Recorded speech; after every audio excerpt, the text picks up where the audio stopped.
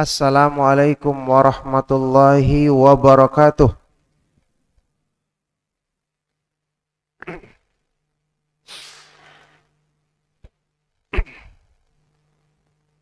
Innal hamdalillah nahmaduhu wa nasta'inuhu wa nastaghfiruh wa na'udzu billahi min syururi anfusina wa min sayyiati a'malina. May yahdihillahu fala mudhillalah wa may yudlil fala hadiyalah. Wa asyhadu an la ilaha illallah wahdahu la syarikalah. Wa asyhadu anna Muhammadan abduhu wa rasuluh. Ya ayyuhalladzina amanu taqullaha haqqa tuqatih wa la tamutunna illa wa antum muslimun. Ya ayyuhalladzina amanu taqullaha wa qulu qawlan sadida yuslih lakum a'malakum wa yaghfir lakum dhunubakum wa may yuti'illaha wa rasulahu faqad faza fawzan 'azima. Allahumma salli wa sallim wa barik ala nabiyyina Muhammad wa ala alihi wa sahbihi wa man tabi'ahum bi ihsanin ila yaumiddin, amma ba'du. Alhamdulillah, ibu-ibu, bapak-bapak, ikhwan dan akhwat fiddin rahimakumullah. Alhamdulillah, kita bersyukur kepada Allah Subhanahu wa taala yang mempertemukan kita di masjid yang mulia ini, Masjid Al-Ikhlas, dalam rangka kebaikan besar setelah kita menunaikan sholat subuh secara berjamaah. Kita mengadakan majelis untuk saling menasehati dalam kebaikan dan ketaatan kepada Allah Subhanahu wa taala, yang semoga Allah Subhanahu wa taala menjadikan pertemuan ini pertemuan yang diberkahinya dan mendapatkan pengampunan darinya, serta merupakan sebab kita akan dipertemukan oleh Allah Subhanahu wa taala di dalam surganya pada hari kiamat nanti. Alhamdulillah, di kesempatan pagi hari ini kita akan mengkaji tema tentang istiqamah di atas Islam dan di atas petunjuk sunnah Rasulullah Sallallahu Alaihi Wasallam. Kenapa kita harus mengkaji tema tentang istiqamah? Istiqamah itu di dalam pengertian yang dijelaskan oleh para ulama, istiqamah seperti penjelasan dari Imam Ibnu Rajab Al-Hambali di dalam kitab Jami'ul Ulumi wal Hikam, artinya sulukus siratil mustaqim duna ta'wijin anha yamnatan wala yasrah. Selalu atau senantiasa menempuh jalan yang lurus tanpa berbelok ke kiri maupun ke kanan. Dari sini kita mengetahui istiqomah itu benar-benar sangat penting dan sangat kita butuhkan untuk mengkaji dan mengetahui sebab-sebabnya, karena sebagaimana hidayah kita mengenal Islam itu penting kita dapatkan, maka tentu tidak kalah pentingnya juga mempertahankannya supaya tetap ada pada diri kita sampai kita menghadap Allah Subhanahu wa taala pada hari kiamat nanti. Jamaah sekalian rahimakumullah, coba kita bayangkan saja, saking pentingnya istiqomah di atas jalan yang lurus. Allah Subhanahu wa taala yang Maha mengetahui kebutuhan yang paling besar pada diri hamba-hambanya. Allah Subhanahu wa taala mensyariatkan kita untuk berdoa, selalu meminta keteguhan di atas jalan yang lurus, itu di waktu yang paling penting yang kita lewati dalam kehidupan kita sehari-hari, yaitu di waktu sholat. Setiap rakaat di surat Al-Fatihah yang merupakan rukunnya sholat, salah satu rukunnya sholat.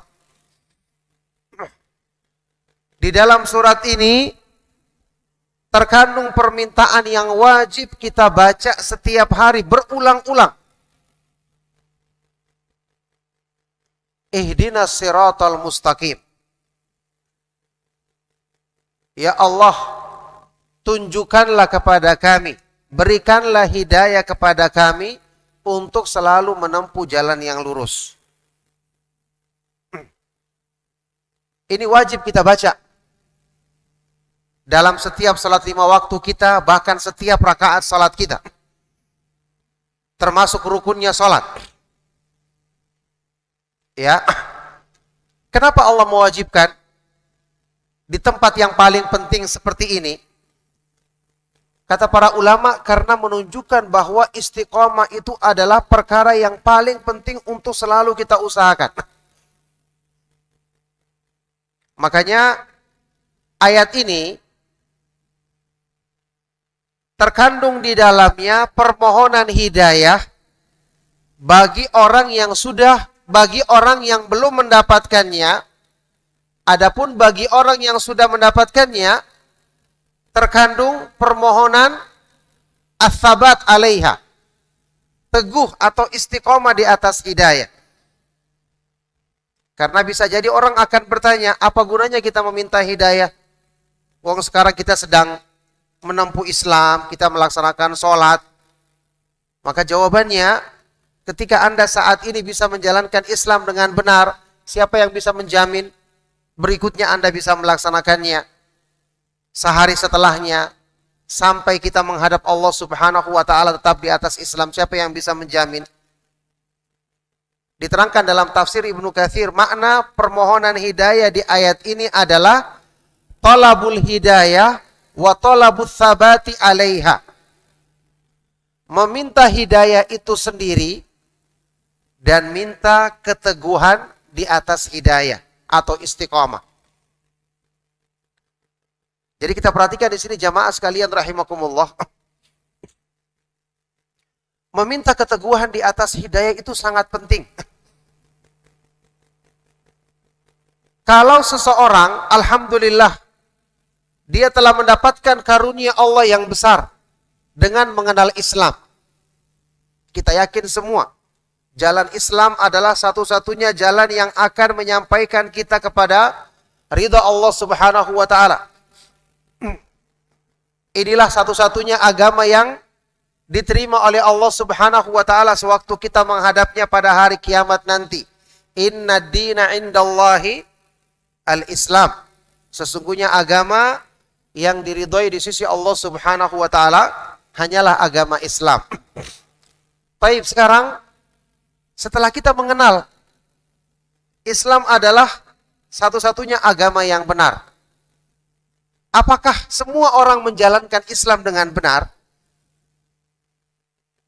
Apakah semua orang melaksanakan sholat dengan benar? Jawabannya tentu tidak. Melaksanakan sholat ada yang ikhlas, ada yang tidak ikhlas, ada yang khusyuk, ada yang tidak khusyuk, ada yang menjalankannya sesuai dengan petunjuk Nabi Muhammad SAW, ada juga yang tidak. Padahal Rasulullah Shallallahu Alaihi Wasallam kita ketahui bersama dalam hadis yang sahih riwayat Imam Al-Bukhari bersabda, "Sallu kama ra'aitumuni usalli." Salatlah kalian sebagaimana kalian melihat aku salat.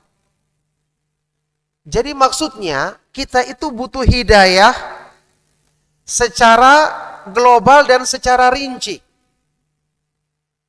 Itu sebabnya selalu kita minta kepada Allah.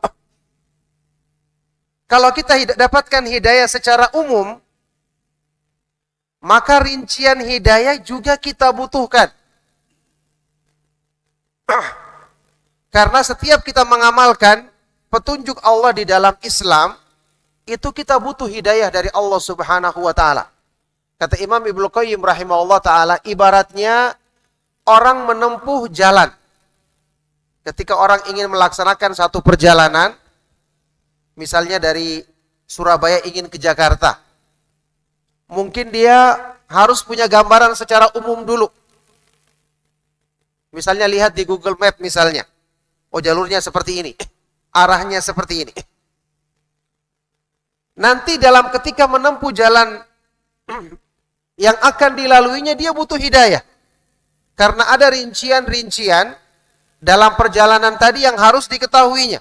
Jalan yang harus dihindarinya, misalnya ada jalan yang macet di situ, atau jalan yang rusak, atau jalan-jalan yang licin dan berbahaya.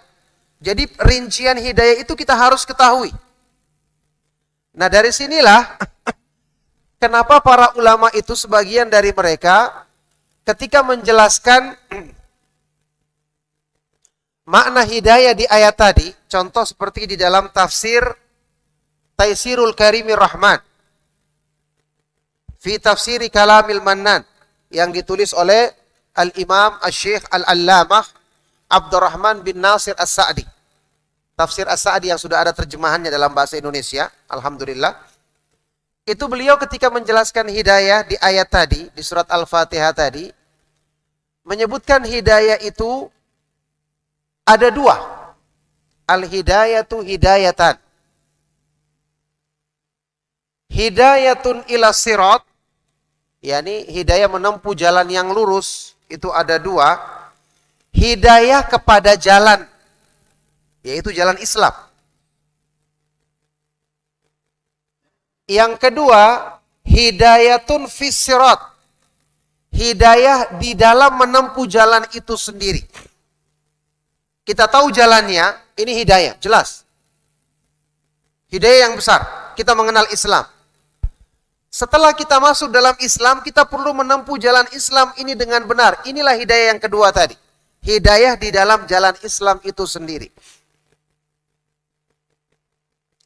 Nah dari sini, sebagian dari para ulama sering mengungkapkan pernyataan Islam dan sunnah. Islam dan sunnah. Seperti Imam Ahmad bin Hanbal rahimahullah ta'ala. Kita tahu Imam Ahmad rahimahullah adalah salah satu imam madhab. Murid utamanya Al-Imam Asy-Syafi'i rahimahullah ta'ala. Beliau selalu berdoa, meminta kepada Allah subhanahu wa ta'ala, Allahumma amitni alal islami was sunnah. Ya Allah, wafatkanlah aku di atas Islam dan di atas sunnah atau petunjuk Nabi Muhammad sallallahu alaihi wasallam. Kenapa disebutkan dua-duanya padahal kedua-duanya sama? Ya. Islam yang benar adalah Islam yang dipraktekkan oleh Nabi Muhammad sallallahu alaihi wasallam, iya kan? Apa yang dipraktekkan oleh Nabi Muhammad sallallahu alaihi wasallam itulah Islam yang benar. Bagaimana Allah Subhanahu wa taala memuji Nabi Muhammad sallallahu alaihi wasallam dalam Al-Qur'an, wa innaka la'ala khuluqin azim. Sesungguhnya engkau wahai Rasulullah benar-benar memiliki akhlak yang luhur, budi pekerti yang agung. Istri Nabi Muhammad sallallahu alaihi wasallam Aisyah radhiyallahu taala anha di dalam hadis riwayat Imam Muslim ketika ditanya bagaimana akhlak Rasulullah sallallahu alaihi wasallam, maka Aisyah radhiyallahu taala anha berkata, kana khuluquhul Qur'an. Akhlak Nabi Muhammad sallallahu alaihi wasallam adalah Al-Qur'an. Maksudnya beliau yang paling paham Al-Quran, paling sempurna dalam mempraktekkan hukum-hukumnya, menghiasi diri dengan adab-adabnya. Jadi sunnah petunjuk Nabi Muhammad SAW itu adalah Islam itu sendiri. Ya, di dalam kitab Syarhus Sunnah Imam Al-Barbahari, beliau menyebutkan di awal-awal pembahasan, wa'lam annal islama huwa sunnatu wa sunnatu hiyal islam. Wala yakumu ahaduhuma illa bil akhar. Ketahuilah, Islam itu adalah petunjuk Nabi Muhammad SAW. Dan petunjuk atau sunnah Nabi Muhammad SAW itulah Islam. Tidak akan bisa tegak salah satunya kecuali dengan yang lain. Jadi di sini menunjukkan kepada kita bahwa Islam yang benar itu adalah Islam yang dipraktekkan oleh Nabi Muhammad SAW. Nah, disinilah artinya kita butuh hidayah yang rinci di dalam Islam, yaitu kita butuh petunjuk Allah Subhanahu wa Ta'ala untuk bisa mengamalkan Islam sesuai dengan petunjuk Nabi kita yang mulia Nabi Muhammad sallallahu alaihi wa alihi wasallam. Makanya di dalam Islam kita perlu belajar. Tentu yang paling pertama dan utama tentang iman, tentang tauhid, mengesahkan Allah Subhanahu wa Ta'ala dalam beribadah semata-mata dan tidak menyekutukannya. Tentang ibadah, apalagi salat. Kemudian tentang pengamalan ibadah-ibadah yang lain. Inilah rincian hidayah yang kita butuhkan di dalam Islam. Inilah yang tadi kita sebutkan. Ya, orang yang mengenal Islam belum tentu dia bisa mengamalkan petunjuk secara rinci dalam Islam.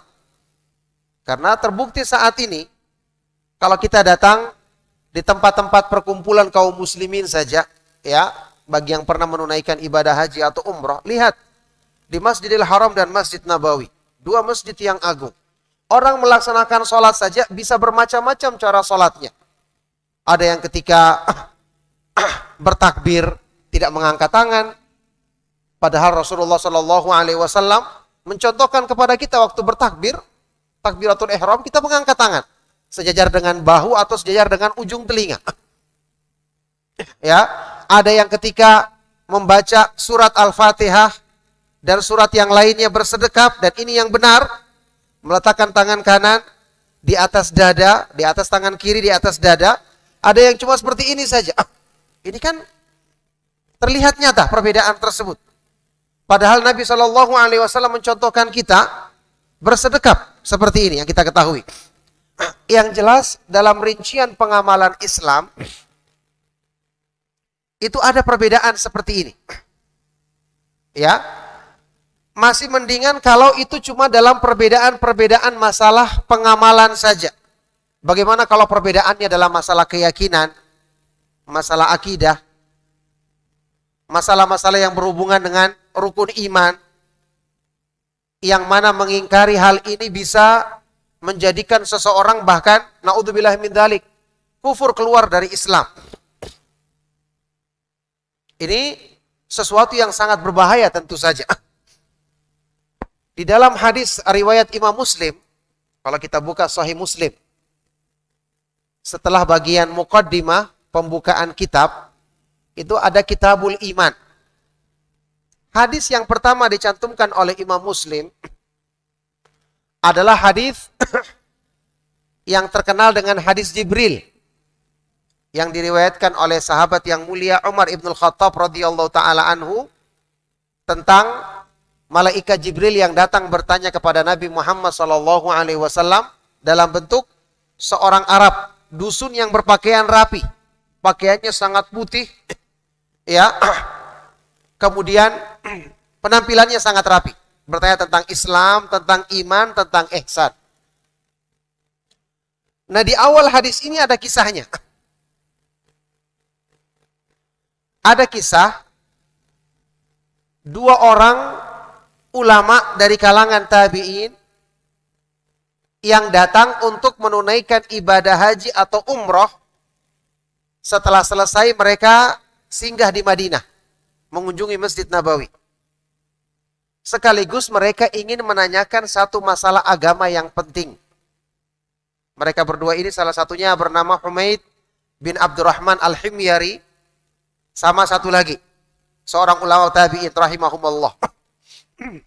Mereka berkeinginan untuk bisa berjumpa dengan salah seorang murid Rasulullah Shallallahu Alaihi Wasallam yang langsung belajar dengan beliau, yaitu para sahabat radhiyallahu taala anhum ajmain. Allah menakdirkan bertepatan mereka bertemu dengan sahabat Abdullah ibnu Umar radhiyallahu taala anhuma, yang ketika itu beliau akan masuk masjid untuk melaksanakan sholat atau sedang keluar dari masjid setelah selesai sholat. Intinya mereka bertemu, akhirnya mereka pun mengapit, satu dari kanan, satu dari kiri, sahabat Abdullah ibnu Umar. Bertanyalah salah seorang di antara mereka, "Ya Aba Abdurrahman, inna nasan kibalana." Wahai Abu Abdurrahman, ada orang-orang di kota, di negeri kami, penduduk Basra di Irak. Ya, yaz'umuna an la qadar. Mereka menyangka tidak ada takdir. Takdir Allah tidak ada. Dan mereka menyangka annal amra unufun atau anfun. Semua perkara terjadi begitu saja tanpa takdir Allah Subhanahu wa taala. Mereka mengingkari takdir Allah Subhanahu wa taala. Ketika mendengarkan ini, sahabat Abdullah bin Umar radhiyallahu taala anhu berkata, "Idza laqitum haula'i fa akhbiruhum anni bara'um minhum wa hum minni bura'a." Nanti kalau kamu pulang ke Basrah dan bertemu dengan mereka ini, sampaikan kepada mereka bahwa saya berlepas diri dari mereka dan mereka berlepas diri dari saya. Mereka ini orang muslim, mengaku muslim, ya. Bukan orang kafir asalnya. Artinya penampilannya mengaku Islam. Tapi mereka menolak takdir Allah Subhanahu wa taala. Bahkan disebutkan dalam sebagian riwayat, mereka ini kelihatannya semangat beribadah. Ya. Kemudian Ibnu Umar radhiyallahu taala anhu bersumpah, "Walladzi yahlifu bihi Abdullah bin Umar, demi Allah yang saya bersumpah atas namanya, lau anna li ahadihim mithla Uhudin dhahaban fa anfaqahu fi sabilillah ma qabilallahu minhu." Demi Allah yang saya bersumpah dengan namanya, seandainya salah seorang di antara mereka memiliki emas sebesar gunung Uhud, ya ini bukan emas yang hanya sebesar rumah atau masjid, sebesar gunung Uhud, kemudian dia infakkan di jalan Allah, maka Allah tidak akan terima sedekahnya yang sebesar gunung itu, hatta yu'minu bil qadar, hatta yu'mina bil qadar, sampai dia mengimani takdir Allah dan menetapkan apa yang Allah kehendaki pasti akan terjadi dan apa yang Allah tidak kehendaki pasti tidak akan terjadi. Ya, sampai mereka menetapkan annama asabaka lam yakun liyukhti'aka wa ma akhta'aka lam yakun liyusibak. Apa yang Allah takdirkan menimpamu pasti tidak akan luput darimu, dan apa yang Allah takdirkan luput darimu maka tidak akan mungkin menimpamu. Ini diterangkan oleh Imam An-Nawawi di dalam Syarah Sahih Muslim. Hadis ini menjelaskan bahwa orang yang mengingkari perkara takdir yang berhubungan dengan masalah iman, itu bisa menggugurkan amalnya meskipun dia rajin beribadah. Sampai kata para ulama, sampai pun dia mengamalkan semua syariat Islam, tapi ada yang rusak dalam keyakinannya, menolak sesuatu yang berhubungan dengan rukun iman. Misalnya ada orang yang menolak hal-hal yang berhubungan dengan peristiwa pada hari kiamat karena berhubungan dengan iman kepada hari akhir. Ini bisa menjadikan asal imannya rusak. Nah, ini contoh kalau hidayah, rincian hidayah di dalam Islam tidak diketahui oleh seseorang atau tidak diimani dengan benar oleh seseorang, itu bisa menggugurkan keislamannya. Na'udzubillahi min dzalik.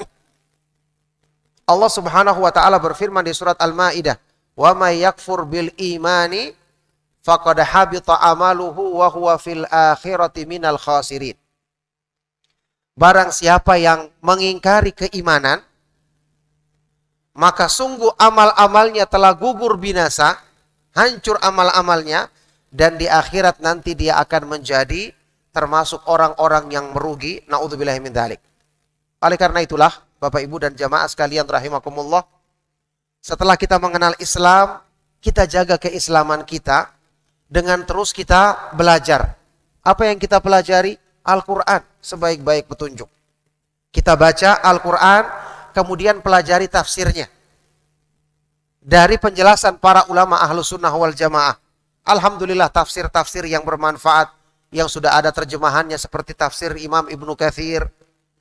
Tadi juga tafsir Syekh Abdurrahman As-Sa'di. Ini tafsir yang bermanfaat. Yang memudahkan kita untuk memahami sebaik-baik petunjuk di dalam ayat-ayat Al-Quran. Kemudian hadis-hadis yang sahih dari Rasulullah SAW. Ini yang akan membimbing kita untuk senantiasa menempuh jalan yang lurus. Ya, kita harus belajar tentang fikih salat berdasarkan hadis-hadis Rasulullah SAW. Alhamdulillah yang ditulis oleh para ulama juga diterjemahkan, banyak kita dapatkan. Ya, ini semua adalah sebab yang menjadikan kita dengan izin Allah Subhanahu wa taala dimudahkan untuk bisa istiqamah di atas jalan yang lurus sampai kita menghadap Allah Subhanahu wa taala pada hari kiamat nanti. Di sini Bapak Ibu dan jamaah sekalian rahimakumullah, perlu kita ingat ya, godaan di dalam Islam itu banyak.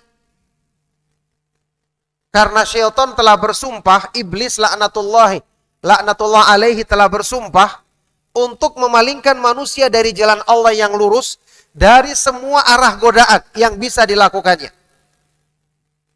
Ya. Di dalam Al-Qur'an Allah Subhanahu wa taala ketika menyebutkan pernyataan iblis laknatullah alaihi, fabima aghwaytani la aqudanna lahum siratakal mustaqim. Ya Allah, karena engkau telah menyesatkan aku, kata iblis, maka sungguh-sungguh aku akan berusaha menghalangi semua manusia dari jalanmu yang lurus. Jadi iblis telah berusaha dari semua arah yang dia bisa lakukan. Maka yang terjaga hanyalah orang-orang yang dijaga oleh Allah Subhanahu wa taala. Tsumma la'atiyannahum min baini aydihim wa min khalfihim wa an aymanihim wa an syama'ilihim wa la tajidu aktsarahum syakirin. Kemudian aku akan datangi manusia dari semua arah. Min baini aydihim, dari depan mereka. Yakni kata sebagian dari para ulama, mereka dibuat terlena dengan kehidupan dunia, perhiasan dunia. Wa min khalfihim, dari belakang mereka, dibuat mereka lalai kepada akhirat. Ya. Kemudian wa an aymanihim, dari arah kanan mereka, dari arah agama, dibuat mereka jauh dari agama. Wa an syama'ilihim, dari kiri mereka, dibuat mereka digoda untuk gemar melakukan perbuatan maksiat. Na'udzubillahi min dzalik. Wala tajidu aktsarahum syakirin. Dan kamu tidak akan mendapati kebanyakan manusia, engkau tidak akan mendapati kebanyakan manusia menjadi orang-orang yang bersyukur. Ini menunjukkan kepada kita bagaimana iblis berusaha menggoda manusia dengan semua godaan. Nabi Adam dan Hawa alaihi salatu wassalam, Nabi Adam alaihi salatu wassalam dan Hawa saja tergoda dengan iblis ketika digoda dengan sesuatu yang disenangi oleh nafsunya. Tapi kemudian dia telah bertobat dan diterima tobatnya oleh Allah Subhanahu wa taala. Yang jelas ya, ini menjadikan kita berusaha untuk selalu berdoa kepada Allah meminta keteguhan iman. Dan kita harus menyadari di dalam jalan Islam sendiri Itu banyak godaan-godaan yang bisa menyimpangkan kita dari jalan yang lurus. Kecuali kalau kita berpegang teguh dengan Islam. Kalau kita baca ayat Al-Quran, kita akan dapati beberapa ayat Al-Quran ketika menyebutkan kegelapan atau jalan-jalan yang menyimpang, itu selalu disebut dalam bentuk jamak, banyak. Az-zulumat. Sedangkan jalan yang lurus, cahaya, itu cuma satu.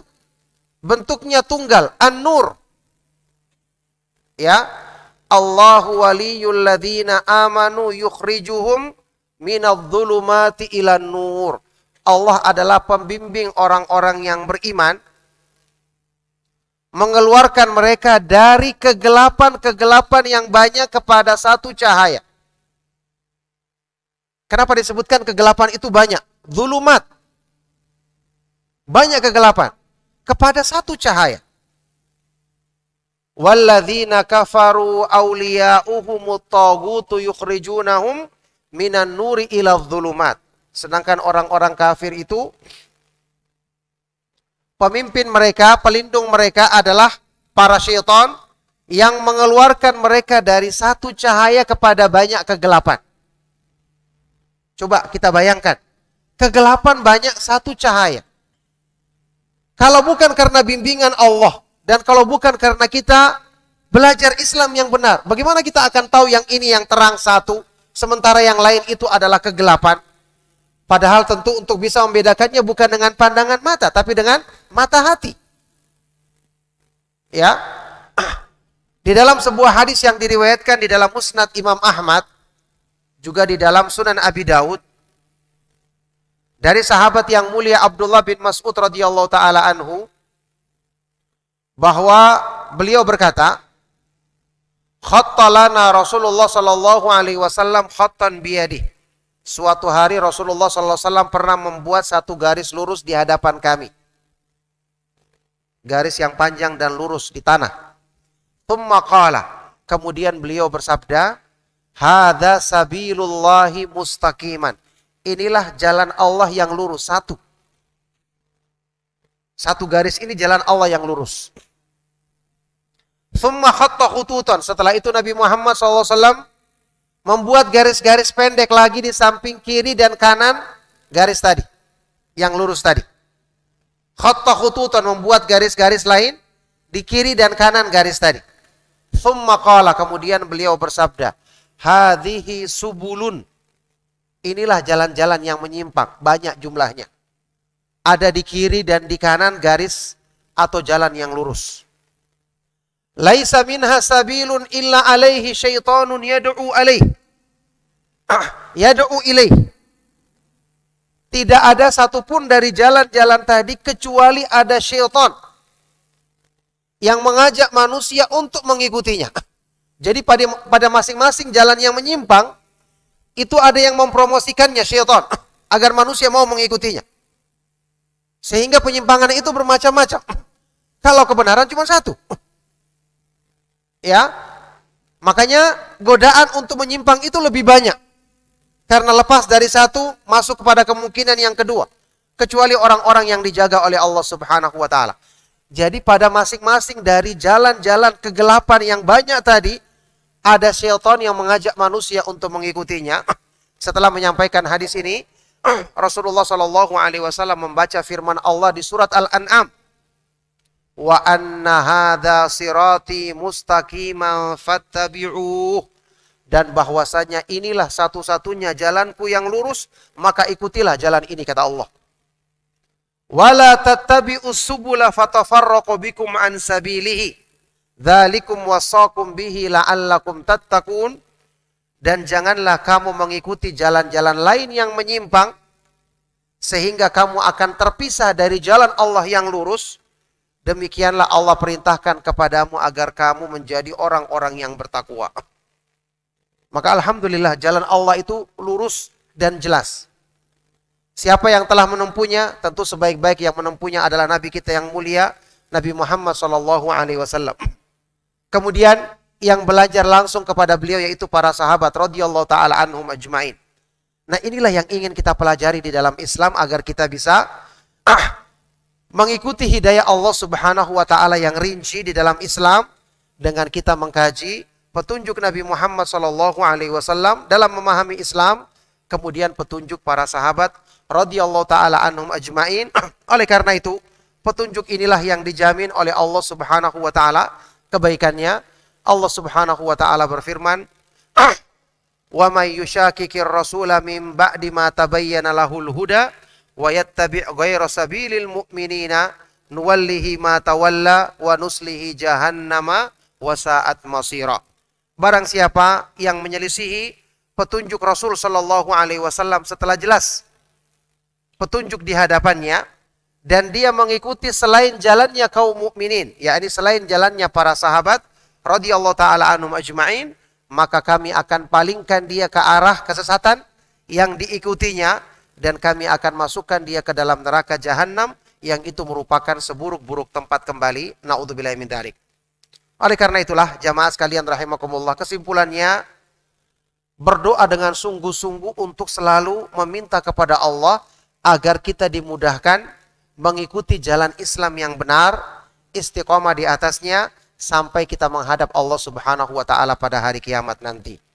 Kemudian berpegang teguh dengan Islam, belajar agama. Baca Al-Qur'an, renungkan isinya dengan tafsir yang diterangkan oleh para ulama Ahlus Sunnah wal Jamaah. Pelajari hadis-hadis Rasulullah sallallahu alaihi wasallam karena keduanya adalah sebaik-baik petunjuk. Fa inna asdaqal hadits kitabullah wa khairul huda huda Muhammadin sallallahu alaihi wasallam. Sesungguhnya sebaik-baik ucapan adalah firman Allah, ya, dan sebaik-baik petunjuk adalah petunjuk Nabi Muhammad sallallahu alaihi wasallam. Dengan izin Allah Subhanahu wa taala, kalau kita berpegang teguh dengan petunjuk yang diajarkan oleh Nabi Muhammad sallallahu alaihi wasallam, kemudian dipraktekkan oleh para sahabat radhiyallahu taala anhum ajmain, inilah sebab yang akan menjadikan kita istiqamah di atas agama Allah Subhanahu wa taala sampai di akhir hayat kita. Semoga Allah Subhanahu wa taala mudahkan itu bagi kita semua. Barakallahu fikum. Demikianlah kajian yang bisa kami sampaikan di kesempatan pagi hari ini. Semoga bermanfaat dan menjadi sebab untuk memotivasi diri kita agar lebih semangat kita berdoa kepada Allah Subhanahu wa taala senantiasa meminta keteguhan iman, lebih semangat untuk kita mempelajari agama kita, memperbaiki hal-hal yang masih kurang dalam keimanan kita. Semoga Allah Subhanahu wa taala memudahkan bagi kita sebab-sebab untuk perbaikan diri dan kemudahan untuk teguh di atas Islam sampai hari kiamat nanti. Maka demikian kajiannya saya cukupkan. Mungkin kalau ada yang ingin menyampaikan pertanyaan atau satu atau dua pertanyaan, saya persilakan sebelum kita akhiri. Sallallahu wasallam wa barak ala nabiyina Muhammad wa ala alihi wa sahbihi wa man tabi'ahum bi ihsanin ila yaumiddin walhamdulillahi rabbil alamin.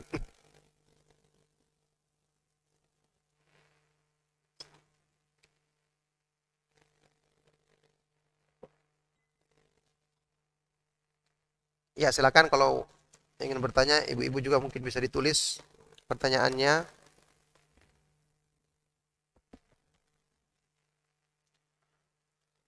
Ada pertanyaan di sini, saya mempunyai pekerjaan tetap di suatu instansi. Saya mempertimbangkan untuk resign dari pekerjaan tersebut agar lebih fokus menuntut ilmu. Saya karena sementara saya akan ditempatkan di daerah yang tidak ada kajian. Apakah tindakan saya benar untuk resign? Mohon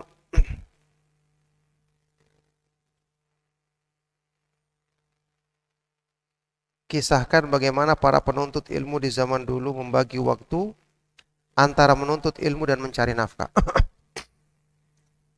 Ya, tentu saja dan pastinya setiap muslim, setiap orang yang beriman kepada Allah dan hari akhir, ketika ada pilihan antara mengutamakan agama dan urusan dunianya, pasti dia akan mengutamakan agamanya. Cuman seandainya bisa dikompromikan kedua-duanya, harusnya dia berusaha untuk tetap bisa melakukan pekerjaan yang halal dan tetap bisa menjaga agamanya. Masalah yang berhubungan dengan pekerjaan ini saya tidak tahu hakikatnya apa pekerjaan tersebut, apakah benar-benar sampai melalaikan dia ya. Kalau sampai misalnya dia akan ditempatkan di tempat yang jauh dari kajian, maka kalau seandainya dia khawatir tidak bisa menjaga agamanya, kan dia bisa ajukan kepada atasannya agar misalnya tetap di tempat yang dia sudah ada saat ini. Atau kalau mungkin dia ditempatkan di tempat lain, dia coba dulu sampai di sana, mungkin dia malah bisa mengajak orang-orang untuk mengikuti kajian. Kalau seandainya dia bisa memberi manfaat seperti ini, maka kita katakan, kenapa dia tidak mencoba supaya menjadi sebab hidayah bagi orang lain. Toh dia juga bisa melaksanakan pekerjaan yang halal untuk menjadi sumber nafkah bagi dirinya.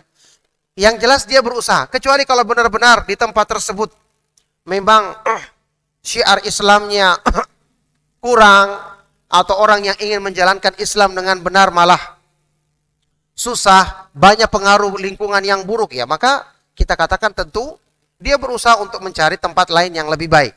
Ya, jadi sesuai dengan kondisi yang nanti dia ketika dia mencobanya kemudian dia rasakan, baru kemudian dia menentukan pilihan dalam masalah ini. Tentu sebelum dia lakukan yang terbaik adalah dia istikharah, meminta petunjuk Allah Subhanahu wa taala untuk diberikan pilihan yang terbaik dari masalah tersebut ya. Karena salat istikharah ini kita ketahui dianjurkan di dalam Islam oleh Rasulullah Shallallahu alaihi wasallam ketika kita mendapatkan pilihan yang sulit seperti ini. Taib. Berikutnya contoh dari bagaimana para ulama salaf dalam belajar petunjuk Nabi Muhammad Shallallahu alaihi wasallam dan membagi waktu mencari nafkah. Satu contoh saja yang disebutkan di dalam Sahih Imam Bukhari di Kitabul Ilmi, kisah tentang sahabat yang mulia Umar ibn Khattab radhiyallahu taala anhu, bagaimana beliau ya menyebutkan, kuntu ana wajarun li minal ansar natanawabun nuzul ala Rasulillah sallallahu alaihi wasallam. Dulunya saya punya tetangga, seorang sahabat dari kalangan Ansor, penduduk Madinah. Kami bergantian, bergiliran mendatangi majlis Nabi Muhammad sallallahu alaihi wasallam. yakni ketika Umar ibn Khattab yang datang mengikuti pengajian yang diadakan oleh Nabi Muhammad sallallahu alaihi wasallam di hari itu, sahabat yang satunya ini bekerja. Sepulang dari itu, Umar ibn Khattab menyampaikan kepada dia kajian yang tadi beliau dengarkan. Besoknya lagi bergantian, yang Umar ibn Khattab bekerja karena mereka juga harus mencari nafkah. Itu yang mereka lakukan. Jadi ini jelas menunjukkan semangat mereka dalam menuntut ilmu agama, ya, agar bisa membagi waktunya untuk mendapatkan kebaikan dan juga tetap bisa menunaikan kewajiban mencari nafkah. Maka ini contoh yang mereka lakukan dalam membagi waktu untuk kebaikan-kebaikan tersebut. Ya, karena di zaman dahulu jelas belum ada ya rekaman seperti di zaman sekarang. Nah, barakallahu fikum. Izin bertanya di luar tema, bagaimana kehidupan poligami yang sehat dan masing-masing ikhlas ridho, tidak merasa saling terzalimi. Nah, iya, barakallahu fikum. Ini kalau mau dibahas itu dengan pembahasan yang tersendiri. Ala kulli hal, yang jelas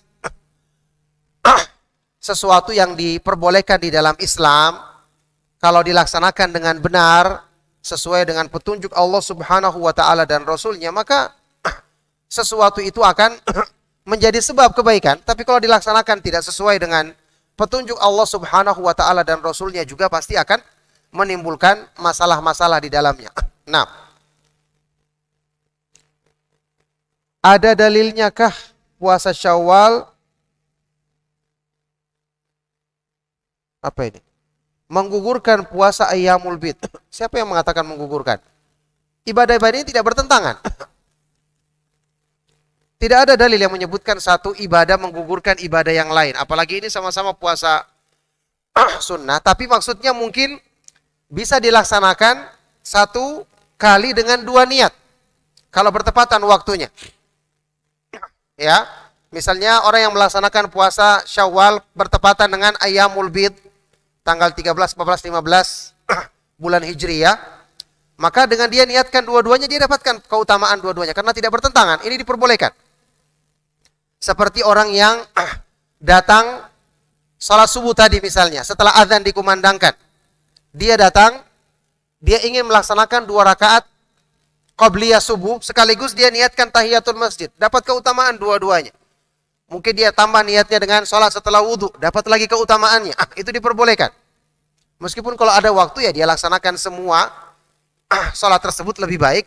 Tapi kalau waktu yang mepet, dia bisa niatkan sekaligus ibadah-ibadah tadi dalam satu waktu. Itu diperbolehkan karena tidak ada pertentangan. Yang tidak bisa digabung itu kalau berbeda jenis ibadahnya. Satunya wajib, satunya anjuran. Ini tidak bisa karena bertentangan jenisnya. Maka jelas dia harus dahulukan yang wajib. Barakallahu fikum. Nah, jadi tidak menggugurkan, tapi bahkan saling bisa digabungkan niatnya. Taib. Ada yang lain? Silakan.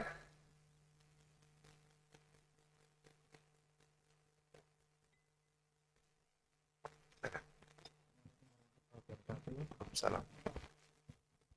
Begini Ustaz, alhamdulillah dari saya pribadi, kehidupan saya di awal tahun ini alhamdulillah saya diberikan kesibukan berupa pekerjaan yang lebih dan mendapat rezeki yang lebih, alhamdulillah. Dan kurang besar suara. Setelah saya mendapatkan rezeki ini, saya merasakan sedikit gundah di hati. Karena apa? Saya pun di waktu lalu dan sudah lama memiliki ustadz pembimbing saya dalam belajar Al-Quran, ilmu hadis dan lain-lain. Setelah saya mendapatkan kesibukan ini dan rezeki lebih untuk kebutuhan yang semakin lebih ya Ustadz, saya semakin jarang mengunjungi beliau ustadz saya, dan saya pun akhirnya lambat laun dengan kesibukan saya ini, saya jarang mengunjungi dan agak sungkan sendiri kalau mau ke tempat beliau. Jadi apa sebabnya? Nah, ya karena kesibukan tadi, karena kebutuhan dunia yang semakin itu tadi Ustaz. Dan apakah saya berdosa? Saya ke tempat beliau dan mengunjungi itu tadi, dan gimana caranya agar saya bisa membagi waktu lebih detail antara dunia dan akhirat. Dan terlebih alhamdulillah saya pun masih mendoakan beliau untuk saat ini sampai insya Allah selamanya sampai akhir hayat, amin. Sekilas itu aja Ustaz, terima kasih. Wassalamualaikum warahmatullahi wabarakatuh. Waalaikumsalam. Iya, barakallahu fiik, pertanyaan yang sangat baik sekali. Jadi memang urusan-urusan dunia bisa melalaikan. Kenapa Allah Subhanahu wa taala memuji di dalam Al-Qur'an orang-orang yang tidak dilalaikan dengan kesibukan berniaga dan berjual beli? Kenapa dipuji secara khusus? Rijalun la tulhihim tijaratun wala bai'un an dzikrillahi wa iqamis salati wa ita'iz zakati yakhafuna yauman tataqallabu fihi al-qulubu wal absar. Orang-orang yang tidak dilalaikan dengan kesibukannya berniaga dan berjual beli dari mengingat Allah, mendirikan salat, membayar zakat, karena mereka takut pada hari kiamat yang nanti, yang ketika itu hati dan pandangan manusia berguncang. Kenapa dipuji? Karena orang-orang yang sibuk dengan urusan dunia itu rata-rata dilalaikan, kecuali orang-orang yang dijaga oleh Allah Subhanahu wa taala dengan iman. Maka oleh karena itu urusan dunia memang kita selalu berdoa kepada Allah agar dilindungi dari fitnahnya. Harta itu punya fitnah. Kata Rasulullah SAW dalam hadis yang sahih, inna likulli ummatin fitnah wa fitnatu ummati al-mal. Sesungguhnya masing-masing umat itu ada fitnahnya, dan fitnah bagi umatku adalah harta. Makanya kita menikmati harta yang halal, kita juga harus berdoa kepada Allah agar dijaga dari fitnah atau sebab-sebab yang melalaikan kita dengan harta tersebut. Oleh karena itu, ya kita berdoa kepada Allah kemudian berusaha. Kalau untuk urusan dunia, selama itu sudah mencukupi kita, selama kita ketahui dengan melihat orang lain misalnya, dengan dia menambah ternyata melalaikan dia dari ibadah, menjadikan waktunya untuk belajar agama kurang, apalagi sampai mengunjungi gurunya atau ustadznya yang selama ini membimbing dia, ini berarti harus kita kurangi kegiatan tersebut. Ya, kita setelah berdoa kepada Allah Subhanahu wa taala, kita membatasi yang cukup, itulah yang kita lakukan. Yang dengan sebab ini insya Allah Allah Subhanahu wa taala akan berikan keberkahan kepada harta kita dan urusan-urusan dunia kita selama kita Tidak jadikan itu sebagai hal yang melebihi dari perkara-perkara yang berhubungan dengan kebaikan agama kita. Itu yang kita harus lakukan dengan memohon pertolongan kepada Allah Subhanahu wa taala dari menghadapi fitnahnya kesibukan dalam urusan dunia. Barakallahu fikum. Saya cukup sampai di sini insyaallah kajian kita di pagi hari ini, semoga bermanfaat. Mohon maaf atas segala yang salah dan kurang. Sallallahu wasallam wa baraka ala nabiyina Muhammad wa ala alihi